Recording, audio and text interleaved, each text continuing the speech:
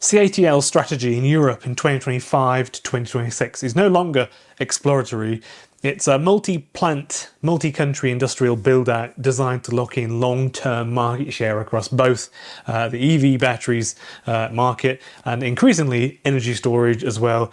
The core economic point is pretty simple, I think. If Europe is going to electrify transport at scale, like they say they want to do, it needs large volumes of competitively priced, good quality battery cells produced locally, of course, to avoid the tariffs and that sort of thing. CATL is positioning itself to be one of the few suppliers capable of doing that at scale inside the European Union. It is, of course, the largest battery maker in the world.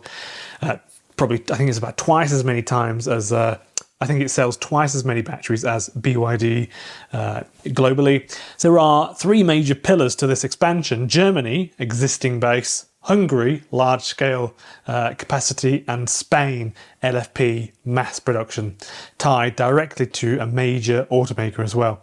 Together, these projects move CATL from supplying Europe from China toward building Europe inside of Europe, while still retaining Chinese process control and technology leadership, and basically it is still a Chinese company. The Germany anchor is CATL's plant in a place called Thuringia near Erfurt. CATL has publicly described this site as its first overseas factory and has also referenced a planned capacity around 14 gigawatt hours. This German plant matters less for headline capacity than for operational learning, such as permitting, labour relations, European quality standards, localised supply chains. It also established CATL as a real European manufacturer rather than a pure importer. So the second and most consequential pillar is the Debrecen plant in Hungary. This is the scale aspect of what we're talking about.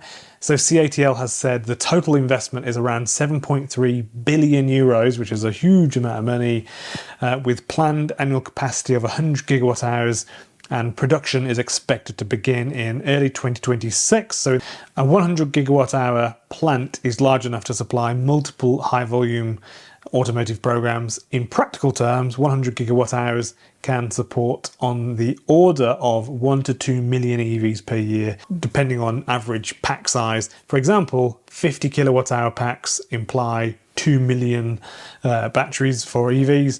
75 kilowatt hour packs imply 1.3 million. That scale is why this plant is economically important. It improves CATL's European cost base through local production while maintaining factory learning curves, advantages that Chinese manufacturers have already built in Asia.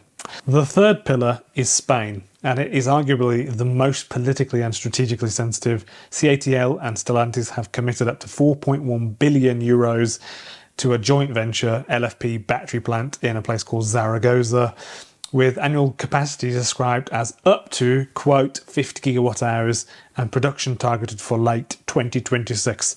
This is not a generic capacity announcement at all. It is directly connected to a major European automaker's need to build lower cost EVs in Europe using LFP chemistry, which is typically cheaper than nickel-based chemistries but has lower energy density. From a market structure perspective, CATL is effectively building a triangle across Europe. Germany for established operations, Hungary for massive volume and proximity to Central European auto manufacturing, and Spain for an LFP hub tied to Stellantis and Southern European industrial policy. Now, the part that I read a little bit about in the comments, a lot of people asking about this, the reported plan to bring around 2,000 staff from China to Spain, and let's go into a little bit about what happened there. So in the end of last year, 2025, reporting indicated that CATL planned to bring roughly 2,000 Chinese workers to help construct, equip and commission the Zaragoza battery plant, in part because battery manufacturing and commissioning skills at this scale are pretty scarce locally. They kind of just don't exist, honestly, in Europe. This triggered political and union pushback in Spain because the optics basically are straightforward. Public support and regional enthusiasm for a gigafactory are strongest when local voters see local job creation. If thousands of roles are filled by imported workers and also, bedrooms and houses for rent and apartments and things like that, they will have gone, basically. A lot of these Chinese people would have come over and consumed some properties as well, that sort of stuff, in the middle of pretty much a very serious housing shortage as well. Even temporarily, the project becomes politically contested. So what happened next was not a clean outcome at all. By mid to late November 2025, CATL was reported to still be in talks, actually, with Spain's government about the plan. When the joint venture broke ground, executives publicly did not confirm a final figure and indicated that staffing numbers depended on the subcontractors and the final build plan. In other words, the worker plan became a negotiation point, and the public messaging shifted from "this is happening" to "details are not final," which is typical when industrial projects run into workforce and permitting politics issues and that sort of stuff. Economically, this labour dispute matters for two reasons. First, it highlights a skills bottleneck. Europe can fund gigafactories, but ramping them reliably requires experienced teams who have done it before. That experience is concentrated in China, Korea and Japan. If Europe insists on fully local labour from day one, ramp up can slow, yields can suffer, costs can rise, and if Europe allows imported commissioning teams, ramp up can be a lot faster, but political backlash increases because it obviously doesn't sort of feel so good for a lot of the local people. Spain is effectively trying to balance speed and sovereignty, accept short-term imported expertise while ensuring long-term local employment and skills transfer. Second, it also signals the real nature of localization. A plant built in Europe does not automatically mean European technology independence. CATL can manufacture inside of the EU while maintaining control over the process knowledge and not share that outside the building, equipment standards and core IP. So this is why European policymakers increasingly focus not only on where factories are located, but also on who controls the technology and the data and the talent pipeline as well. The implications for Europe's battery market over the next few years are substantial. So one likely effect is downward price pressure on European-made sales, especially lithium iron phosphate.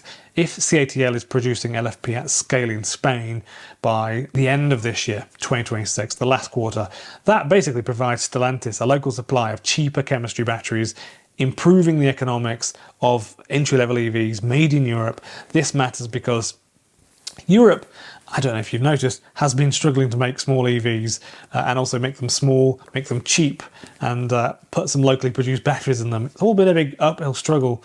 So local LFP supply is a direct lever to reduce bill of material costs. And a second effect is competitive pressure on European battery champions and smaller entrants. Europe's gigafactory build-out has been very uneven, and the market has become much more cautious about projects that cannot demonstrate rapid ramp-up and competitive costs. So when CATL commits multi-billion euro projects across multiple countries, it changes the competitive landscape.